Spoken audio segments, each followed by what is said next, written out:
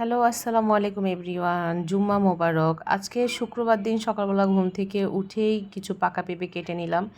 তো যেহেতু সকালবেলা আজকে উঠতে তো অনেকটা দেরি হয়ে গিয়েছে, শুক্রবার দিন ছিল, বাচ্চাদের স্কুল বন্ধ। নরমালি যখন বাচ্চাদের স্কুল বন্ধ থাকে তখন আসলে অফ ডের দিন একটু ঘুম থেকে দেরি করেই উঠি। তো উঠেই ফার্স্টে পাকা পেঁপে কেটে নিলাম। আমরা সবাই আবার পেঁপে খুবই পছন্দ করি। তো সবাই পাকা পেঁপে খাওয়ার পর আর নাস্তা বানানো হয়নি, কারণ অনেকটা দেরি হয়ে গিয়েছিল, রান্না করতে হবে। তাও আবার শুক্রবার দিন সবাই জুমার নামাজ পড়েই দুপুরে খাওয়ার জন্য চলে আসবে। তো সবাইকে আমি পেঁপে কেটে দিয়েছিলাম, আমার বাচ্চারা, আমার শ্বশুর সবাই খেয়েছিল। সবাই খাওয়ার পর আমি রান্নায় চলে গেলাম। পেঁপেটা খুবই মজা ছিল, আর পাকা পেঁপে তো স্বাস্থ্যের জন্য খুবই ভালো। এরপর আমি চলে গিয়েছিলাম রান্নায়। আজকে আমি রান্না করব গরুর কলিজি ভুনা। তো ফার্স্টে আমি কলিজি থেকে রক্তটাকে ছাড়িয়ে তারপরে আমি একটু হালকা ভাপ দিয়ে নিব। তো একপাশে আমি আবার চিকেন ভিজিয়েছিলাম। মুরগিগুলো আমার 4 পিস করা ছিল, বাট বরফে এমন আটকিয়েছে, তো ওইটাকে ভিজালাম। তারপর আমি গরুর কলিজিটাকে ঠান্ডা পানি দিয়ে ধুয়ে রেখে দিচ্ছি এক সাইড করে, কারণ মুরগিটা আমার এখনও ভিজেনি। ভাবলাম আমি আগে গরুর কলিজিটাকেই রান্না করে ফেলবো, যেহেতু চিকেনটা এখনও ভিজেনি। অন্যদিকে আমি সব কিছু রেডি করে ফেলেছি। রেডি করে দিয়ে আবার বাচ্চারা গোসল করেছে, ওদেরকে আবার রেডি করাতে গেলাম। তারপরে চলে আসছি রান্নায়। যেহেতু ফার্স্টে গরু কলিজিটাই রান্না করব, এটা রান্না হতে সময় লাগবে। তো কলিজির সাথে আমি আবার অল্প করে আলুও দিয়ে দিয়েছি, কারণ কলিজির সাথে অল্প করে আলু দিলে সেটা খেতে আসলে খুবই মজা। তো আমি এখানে গরু কলিজি ভুনা করছি। ফার্স্টে আমি পেঁয়াজটাকে ভালো করে ভেজে নিচ্ছি। সময় আমি কিছুটা লবণ দিয়ে দিয়েছিলাম, তারপরে দিয়ে দিলাম আদা রসুন বাটা। আদা রসুন বাটা দিয়ে কিছুক্ষণ আমি নেড়ে তারপরে দিয়ে দিয়েছি হলুদ মরিচ দিয়ে সামান্য পানি দিয়ে আমি মশলাটাকে ভালো মতো কষাবো। মশলাটা ভালো মতো যখন আমার কষানো হয়ে যাবে, এরপর আমি দিয়ে দিব কলিজি। তো আমি আবার একটু লবণ দিয়ে দিয়েছিলাম, কারণ ফার্স্টে আমার লবণ একটু কম হয়ে গিয়েছিল। মশলাটা এই যে আমার কষানো শেষ, এই মুহূর্তে আমি এখন কলিজিটি দিয়ে দিব। কষানোর মধ্যে আমি দিয়ে দিচ্ছি, এর মধ্যে আমি আর পানি অ্যাড করব না, পানিটা আমি পরে দিব। চেষ্টা করব কষানোর মধ্যেই মাংসটাকে হাফ বয়েল করে ফেলতে। তো আমি সব কিছু সুন্দর মতো আগেই ধুয়ে রেখেছি, যেহেতু কলিজি আমি আগে একটু হাফ বয়েল করে রেখেছিলাম। মাংস কষানোর মধ্যেই অর্ধেকটা সিদ্ধ হয়ে গেলে তখন খেতেও ভালো লাগে। তো এক চুলায় মাংস হচ্ছে, আমি অন্য চুলায় পোলাও রান্না করে ফেলবো। তো আমি এখানে বড় একটা পাতিল বসিয়ে দিয়েছি, প্রায় 1.5 কেজি চালের মতো নিয়েছি।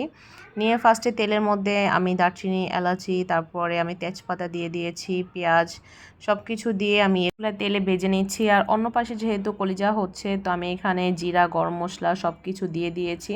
কষানোর পর আমি পানি দিয়ে দিয়েছিলাম, সেটা আমার দেখানো হয়নি। গরম পানি দিয়ে যখন বলক চলে আসছে, আমি গরম মশলা, জিরা সব কিছু দিয়ে দিয়েছি। আর চুলার আঁচও একদম কমিয়ে দিব, এর মধ্যে আস্তে আস্তে আমার তরকারিটা হবে। এই যে আমার তরকারির লাস্ট লুক, একদম গাঢ় হয়ে আসছে। আর এই চুলায় যেহেতু পোলাও প্রিপারেশন চলছে, আমার পেঁয়াজও ভাজা হয়ে গিয়েছে। এখন আমি একটু আদা রসুন বাটা দিয়ে দিব। আদা রসুন বাটা দিয়ে হালকা ভাজা ভাজা করেই আমি পোলাও চালটা ঢেলে দিব। তেলের পরিমাণটা কিন্তু আমি একদমই নর্মাল রেখেছি। বাসায় পোলাও রান্না করলে তেলের পরিমাণটা কম দেওয়াই ভালো, যেহেতু তেলটা বেশি হলে পোলাওটা আসলে খেতে খুবই কষ্টকর হয়। তো আমি হালকা তেলের মধ্যে পোলাওটা রান্না করব। চালটা আমি আগেই ধুয়ে রেখেছিলাম। পোলাও রান্না করার সময় চালটা যদি আগে ধুয়ে রাখা যায়, তাহলে সেই পোলাওটা কিন্তু একদম ঝরঝরে হয়, একদম লেগে যায় না গায়ে গায়ে। তো চালটা ধুয়ে ভিজিয়ে রেখেছিলাম, তারপরে এখন আমি সেটা তেলের মধ্যে দিয়ে দিলাম, ভালো মতো নেড়ে নিচ্ছি। তারপরে আমি এর মধ্যে গরম পানি অ্যাড করে দিয়েছি। আমার গরম পানিও ভালো মতো ফুটে একদম গায়ে গায়ে লেগে আসছে। এর মধ্যে আমি কিশমিশ আর দিয়ে দিলাম। কিশমিশ আর কে দিয়ে ভালো মতো নেড়ে আমি চুলায় ওখানে দম দিয়ে দিয়েছি। আর আমার এই চুলাও কিন্তু কলিজি রান্নাটা পুরো শেষ। তো আমার পোলাওর মধ্যে ক্যারট জলটা না দিলেই নয়, আমার এই ফ্লেভারটা খুবই ভালো লাগে। তো ওই পাশে পোলাও রান্না করাও শেষ, কলিজা রান্না করাও শেষ। এখন আমি চিকেন রোস্ট করব। আমার বাচ্চারা যে কলিজা খায় না, গরু মাংসটাই শুধু খায়, গরু বট এগুলো কোনো কিছুই ওরা আমার খায় না। তো ওদের জন্য আমার আলাদা করে একটু চিকেন রোস্ট করব। তো ফার্স্টে ভালো মতো ভেজে নিচ্ছি। আজকে আমি ব্রয়লার চিকেন নিয়েছি। ভালো মতো ভাজা হয়ে গেলে তারপর আমি তেলের মধ্যে মশলা কষিয়ে নিব। তো চিকেনগুলোকে আমি একদম মচমচা ভাজা করিনি, যতটুকু প্রয়োজন ততটুকুই করেছি। তারপরে আমি এখানে কিছু বাটা মশলা দিয়ে দিব। বাটা মশলার মধ্যে আমার ছিল পেঁয়াজ বাটার সাথে আমি কিছু পরিমাণ বাদাম, কাঁচামরিচ দিয়ে দিয়েছি। আমার আজকে চিকেন রোস্ট আমি ঘরোয়াভাবেই করি, যেটা আমি সবসময় করি আর কি, কারণ সবসময় প্যাকেট মশলাটা ব্যবহার করি না। যখন অধিক পরিমাণে রোস্ট করি, মেহমান আসে, তখন আমি প্যাকেট মশলা, ঘরোয়া মশলা সব মিক্সড করে রান্না করি।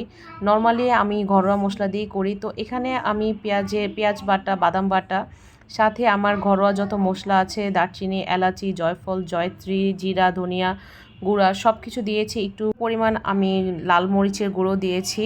লবণ দিয়ে তারপরে আমার ভাজা চিকেনগুলো আমি দিয়ে দিলাম। ভালো মতো নেড়ে উল্টে আমি ঢেকে দিব। এই মশলা কষানোর মধ্যেই আমার চিকেনটা প্রায় হয়ে যাবে, যেহেতু এটা ভাজা চিকেন আর ফার্মের মুরগি হতে সময়ও লাগবে না। তো এটা হলো আমার বাচ্চাদের জন্য। আমার বাচ্চারা যেহেতু গরু মাংসের কলিজাটা খায় না, তো ওদের জন্য আমি এটা প্রিপেয়ার করছি। ওরা পোলাওর সাথে রোস্টটা খেতে খুবই পছন্দ করে। এই যে আমার ফাইনালি চিকেন হয়ে গিয়েছে, আর নামানোর আগে আমি চিনি, কাঁচামরিচ দিয়ে দিয়েছি, গুঁড়া দুধ দিয়ে দিয়েছি, সেটা আমি দেখাতে পারিনি। আর সবার লাস্ট একটু ঘি দিয়ে দিলাম। চিকেন রোস্টে আমার ঘিয়ের ফ্লেভারটা খুবই পছন্দ, আমার খুবই ভালো লাগে। তো ঘি দেওয়ার কারণে আমি আর কেওড়া জল দিলাম না, তাহলে আমার কাছে মনে হয় যে কেওড়া জলের কারণে ঘিয়ের ফ্লেভারটা চলে যায়। এই তো সন্ধ্যায় আবার বাচ্চাদের জন্য একটু নুডলস রান্না করছি। এই ছিল আমার আজকের ব্লগ। আল্লাহ হাফেজ সবাইকে।